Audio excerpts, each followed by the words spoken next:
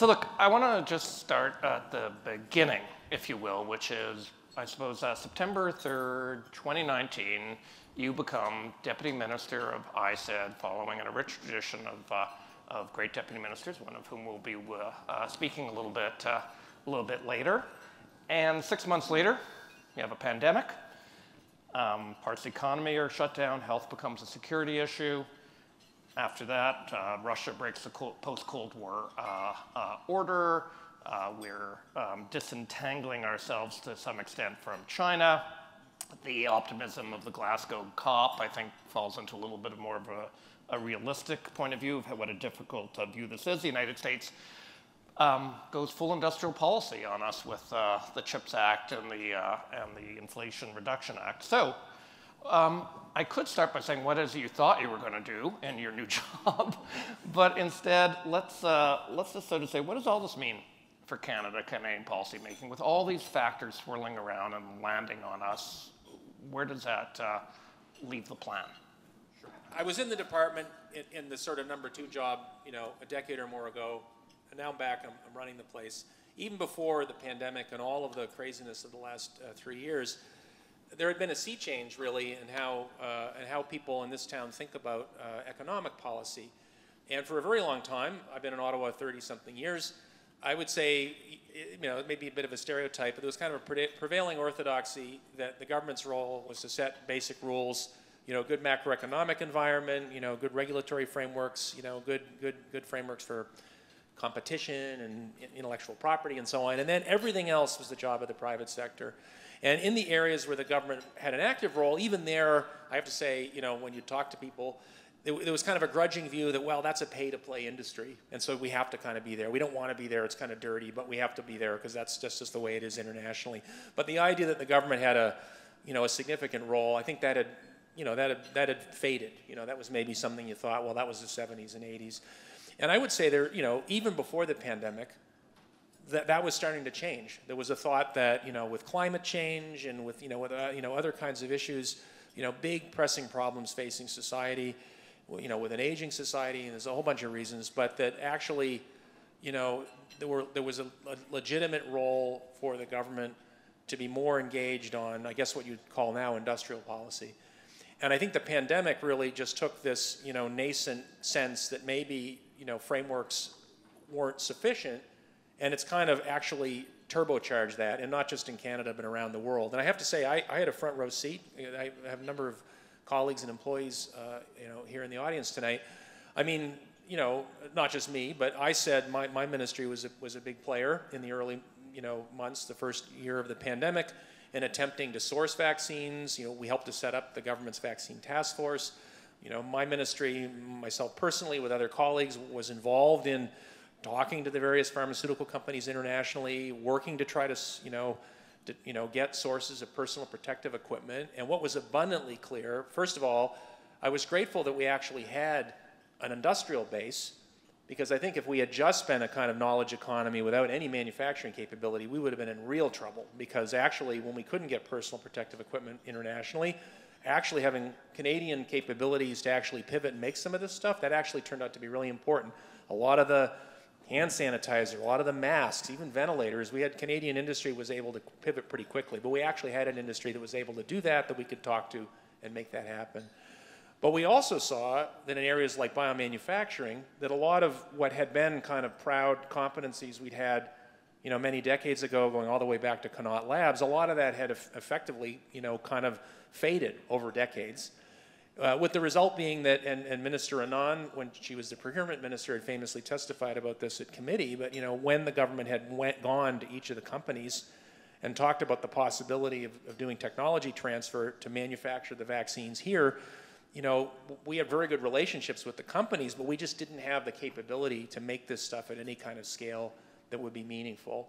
And so I think, that's one example, but the pandemic sort of brought to life, actually, there are certain kinds of capabilities, industrial capabilities and so on, that actually it would be a really good idea if there was not complete self-sufficiency, because we do live in a global world and Canada's only 40 million people, but actually having some of this stuff domestically is probably really important. And if you just leave it all to the market, maybe that's not going to be sufficient. And then I think, Ed, just not to monopolize our time here, but then you get the invasion of Ukraine, and then you get. Well, let's come back to the invasion. Okay. The then you get part, because as you're discovering that there's a demand, and you mentioned the vaccines, for instance. So where are we going to be in queue? So suddenly, I guess the government of Canada didn't really think that we didn't have manufacturing capacity. Connaught Labs days were long gone. So when you made that discovery, and if you think back on it, was that surprising? Was that shocking? And did we have things to trade to matter in the international system? I guess that's the big thing I want to get at. Did we have tradables, and are we going to have tradables in future? Yes, I think we did. I can give you one example. But again, we are, Canada's, relatively, we're an open market economy. We're relatively small. We're not going to be able to have every capability in Canada. Even the United States doesn't have every capability. And so I think part of the issue is you want to have a measure of self-sufficiency in certain areas that are critical, but also if you're going to be well integrated into some of these supply chains in a way where you have some leverage and in a way in which you're a player, then you have to have certain domestic capabilities. In the area of vaccines and other kinds of health products and equipment, we did have capabilities. One that I thought was really notable, I think partly because we had this legacy going back decades of being a player in this space, we actually had quite a bit of capacity in our universities, in our research community. We have very, very prominent scientists and scholars and people at our top universities who knew all of the key players at these international companies. Some of them, it was their graduate student who was now running the company and this sort of thing. So we actually had enough kind of firepower in the research in the scientific community that if we needed to get a hold of people, it was like 1 degree or 2 degrees of separation. And I have to say, that's worth something. It's like, we had the networks. We didn't have the I would say this is a personal view. We didn't necessarily have the manufacturing capacity, but we certainly had a lot of relationships. And we had the ability to call and get to people and have the right kinds of conversations. And frankly, we also had enough domestic expertise because of that when the government needed advice, we actually were able to turn to people who were really serious people who actually knew something to get advice. And if you look at the advice we got from our independent task force on vaccines, and you look at what they recommended we buy, and you look at the hit ratio of how many of those became successfully commercialized and actually worked, it's like, I don't know, it's like 5 out of 6 or something. If you brought these guys to Vegas, you'd leave with a lot of money because they made a lot of really good bets. And it wasn't just those 5 vaccines or 6 vaccines. There were like more than a dozen. There was a whole bunch. The task force looked at proposal after proposal, and they said, these are the ones we think makes the most sense. And in the end, Canada, we managed to get the supply in an environment where we didn't have a lot of manufacturing capacity. So we were lucky, but we also benefited from having certain capability. And I think, as I said, and maybe we'll get to it, but I think if you like, it's a little bit like, I'm sorry, I work in analogies, but that sometimes because of fog on a highway and they'll have like a 400-car pileup, it's like everything's working really well until the first car hits the brakes. And then if everybody's, if the cars aren't properly spaced, you have this chain reaction. And so it's like everything can be fine until there's a condition that suddenly demonstrates that everything is not fine. And when did the first car hit the brake? Well, when they run into fog or something, So if you think of the pandemic, it's like just-in-time supply chains that have very little friction and very little redundancy, and depend, extensively on very nuanced and sophisticated, data management. So that all just goes to shit when you have an international crisis and it's every country for itself. And I think, we hadn't had a demonstration of that in a very long time, and the pandemic was a, front page, month after month demonstration that maybe it's a good thing if we have some of these capabilities domestically and don't rely entirely on one factory on the other side of the world. And I think what's happened is the war in Ukraine and the increasing concerns about the geopolitical concerns about Asia Pacific and so on are just adding to that. And if you look at the U.S. Inflation Reduction Act, that's partly about, it's certainly about climate in the sense that like us, the United States is concerned about climate. But it's also concerned about, like most of the lithium hydroxide and most of the components for electric vehicle batteries are coming from China. Or if the CHIPS Act, it's, all of the, all these semiconductors we rely on are coming from, one or two places in a neighborhood that may be increasingly, of concern. So there are geopolitical worries driving, some of what our allies are doing, and in some ways I don't think it's a whole lot different than us. Well, I'm going to go to geopolitics in half a second, but I just want to stay with pandemic and the term health security. So, suddenly health became a national security issue. So if there's a next time, let's hope there's not a next time. Maybe we're still in the first time, for goodness sakes. But if there's a next time, and perhaps people will close borders to the export of products. Perhaps friend shoring will find that our friends aren't as close friends as we hope they will be. So I know that we can't do everything ourselves. That's clear. But do we, what kind of industrial strategy do we need to put ourselves in a position where we have some leverage or something to offer? Well, I guess more than the So- relationships of people. Look, this is high policy. The government has views on some of this. They've articulated a biomanufacturing and life sciences strategy. My layperson's explanation of this, and certainly what I would say, extemporaneously, would be there are, we may want to have certain kinds of baseline capabilities domestically. And I'm not the scientist, so we rely on expert advice for that. But for example, the ability to make enough for a 2-dose regimen of a vaccine for pandemic flu or other kind of illness, that might be a good thing to have domestically. There may be other sorts of things, therapeutics, other kinds of interventions that would be really important in a health emergency, and you might want those domestically. But you might not need all of those domestically, and the idea that you have every single possible combination is maybe for a country of Canada's size is not realistic.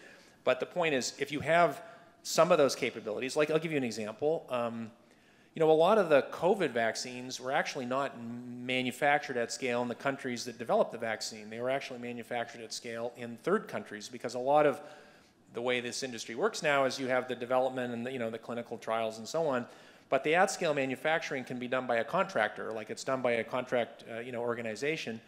And so if you have if you had across the street here in Ottawa a CMO that could make 500 million doses a year, that would be hugely interesting in a pandemic to not just Canada. It would be of interest to countries all over the world who would actually need to make large volumes of vaccine in a short space of time. And if maybe the price of making it here is we get to have some of it. But if you have no capability, then no one's going to be coming to your door to make it, because you don't have any ability to make it. So I think some of this is about having capabilities that you would want domestically. And as you said, Ed, I think some of it might be, depending on the issue or the sector or whatever, some of it might be you want to have trading cards, if you like, or you want to have capabilities that are useful, in some, difficult circumstances, so that you have something to offer and you can be part of it. You can be a player. You're not just asking for something. You actually have something to offer.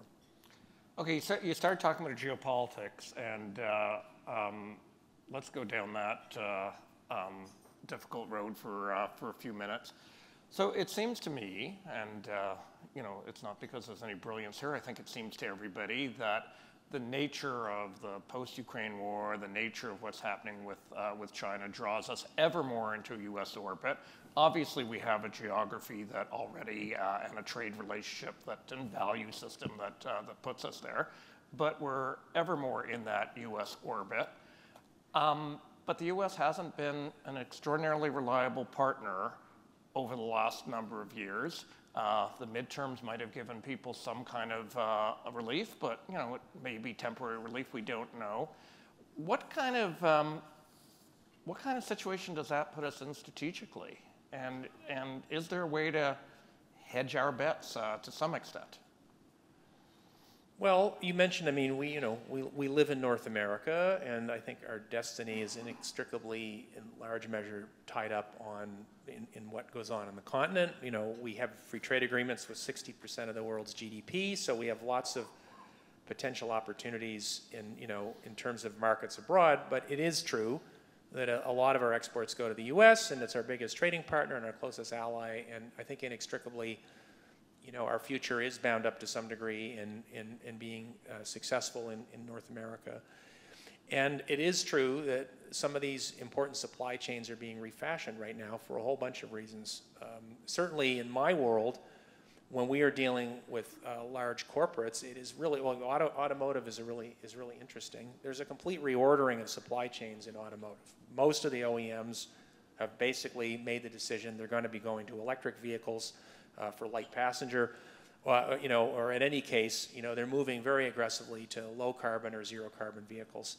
Well, the entire automotive supply chain is built around the internal combustion engine. All of the tier 2 and 1, 2, 3 suppliers, like we have a huge cluster, not just in Canada, but we have a cluster in North America, in both countries, that employs hundreds and hundreds of thousands of people and has been there for decades. And it's all built around a technology, and we are very, very rapidly pivoting to a different technology. And so that's not just the OEMs. In Canada, there's 8 assembly facilities. That's all the downstream parts suppliers. And not only that, we have to build an entirely new supply chain because the batteries are like, I don't know what it is, it's like 30 or 40% of the value of the vehicle is in the battery. And the battery requires critical minerals, and so that's mining and processing, and there's a whole battery supply chain that has to be built.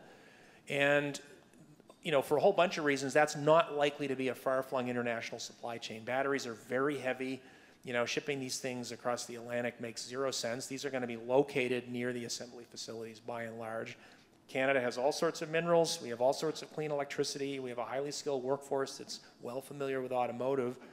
There are huge opportunities in a completely transforming supply chain to have a lot of this localized and done in Canada. And the U.S., as you mentioned in the IRA, they are putting in big supports to transition their own automotive industry and to build a whole battery supply chain. And my sense is, if you look at what the United States has done, at one level, they're putting in a lot of support for their own industry. And so, as the government said in the budget, the government's aware that what's happened here and is going to be responding. They made a commitment in budget 2023. They're going to look at this. But the IRA, for example, the consumer subsidies, vehicles made in Canada and shipped and sold in the U.S. are going to benefit from the consumer subsidies. There's nothing in the legislation that I'm aware of, certainly none of the headline moves, that are overtly protectionist in the sense that they don't want stuff from Canada. Yes, Simon. I mean, I think this comes to the key question of is there going to be a North American approach? And are we going to be inside it, or is there going to be an American approach? It'll probably be both. So to what extent does that happen? So good news in the Inflation Reduction Act.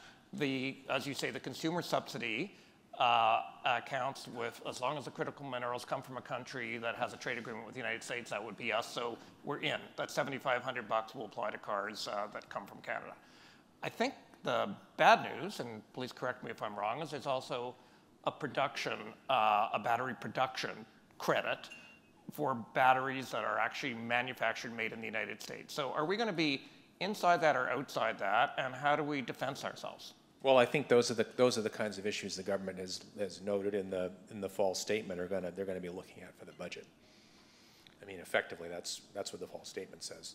Okay, but you were just in Korea and Japan recently, and what do you hear from Korean and Japanese automakers, for instance? I know you were with automakers, you're with battery makers. What do they say about these kinds of issues? Well, I can tell you two things. One of them is they're curious to know what Canada's going to do, and they've taken note of what the government said in the fall statement, and they're obviously keenly interested in knowing, okay, the U.S. has done this, and we've noted that Canada says that we're going to maintain a level playing field. That's the wording in the fall statement, and they would like to know what that's going to mean. But the second thing is they're intensely interested in Canada. That's not a marketing slogan. I was just in Tokyo last week or the week before, and it's striking. I mean, it's not just polite. Like these big corporates are very interested. They know these supply chains are going to be localizing in North America. They know Canada has. I mean, it sounds a bit like a bumper sticker, but they know we have the kind of skill set. They know we have the minerals. They know we have the kind of the clean energy. There's a real interest in understanding, how they can do business in Canada. So I think there's a huge challenge. I wouldn't dismiss the challenge, which is, and automotive's not the only industry that's going to be having to make this big pivot to low carbon. There's also the energy sector, and there's the aviation sector, and it's like, the transition to a digital economy and a low carbon economy and a more resilient and secure economy. If I had the bumper sticker, that'd be my bumper sticker. It's like green, green, low carbon, resilient, and secure, and maybe digital and automated or something. Those would be my bumper stickers. That's a big deal. That's going to be a huge transition, and it's underway right now. And companies are kind of staking their claim. And I would say I have never seen the speed at which investments are being made and decisions are being made in some of these sectors that are kind of early movers. Like automotive is a great example. When I was last in the ministry, to go back to our opening, in the run of the 2 or 3 years I was in the old industry Canada, we had 1 or 2 agreements with car makers. It typically would take 6 months to a year to kind of go back and forth. Now every OEM are rushing because they need many, many gigawatts of electricity to power these battery electric cars that they've all committed to switching to in the space of like a decade. Well, as you say, it's industry after industry, and your department and NRCan have both been promoting hydrogen industry as a possibility, as an important possibility in the energy transition for Canada.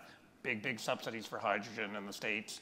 The Europeans are concerned about even investment from going there from their countries. So I guess that has to be concerned for Canada too. So I guess let's wrap up on this. So you get to wrap up soon, relieved. If our strategy is to fortify a fortress North America and not just a fortress America, what might we have to be offering the United States or having to do to be more relevant to the United States? Are we going to have to bring our defense spending up to 2%? Are we going to have to have joint Arctic defense? Are we going to have to? What kinds of things are going to be necessary, do you think, to make this, a real NAFTA, if you will? Because the Inflation Reduction Act is very protectionist.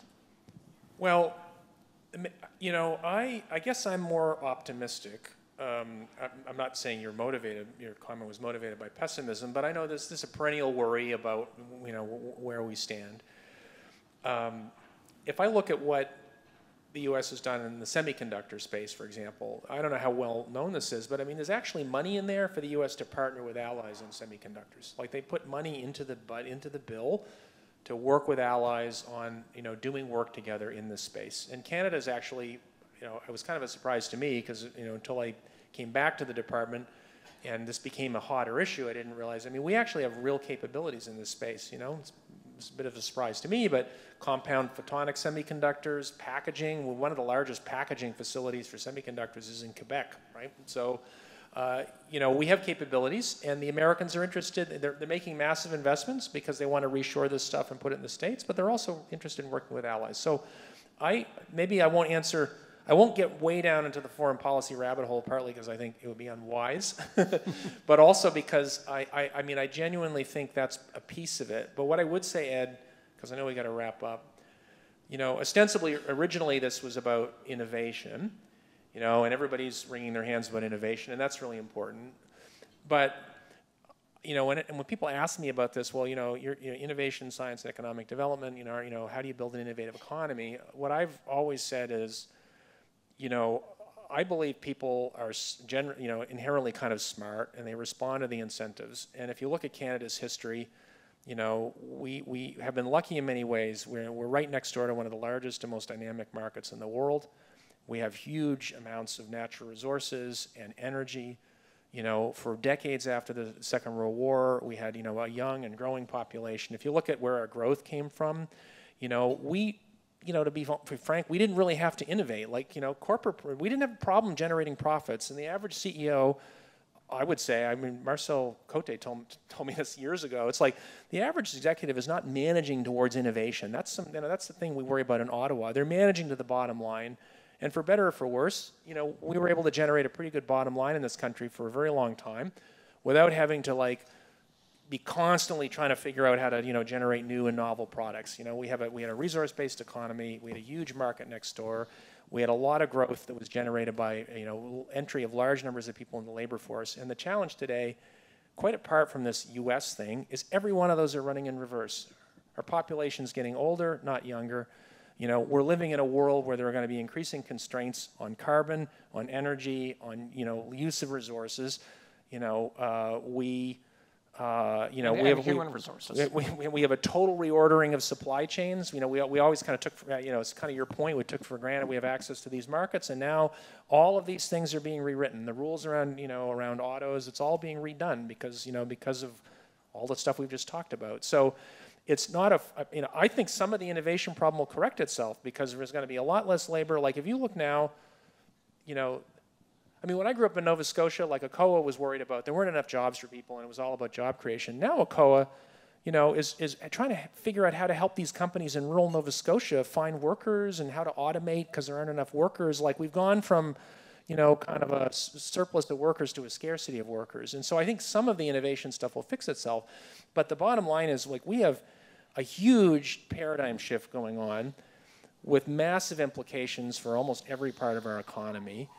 And I think what's happened is it's not just us, but it's all of our allies, that just setting some good rules of the road and sort of assuming it's all going to work out is not, nobody maybe thinks that that's the way to go anymore. And when we've had these experiences lately that suggest that actually thinking deeply about what kinds of competencies you have as a country and what kinds of capabilities you might be good to have it's an exercise at least worth doing. It doesn't mean we're going to invest in every single one of them, but we should actually be thinking about what's our competitive advantage or comparative advantage, but also, what are the kinds of things we want to make sure we have, and have policies that try to make sure that happens.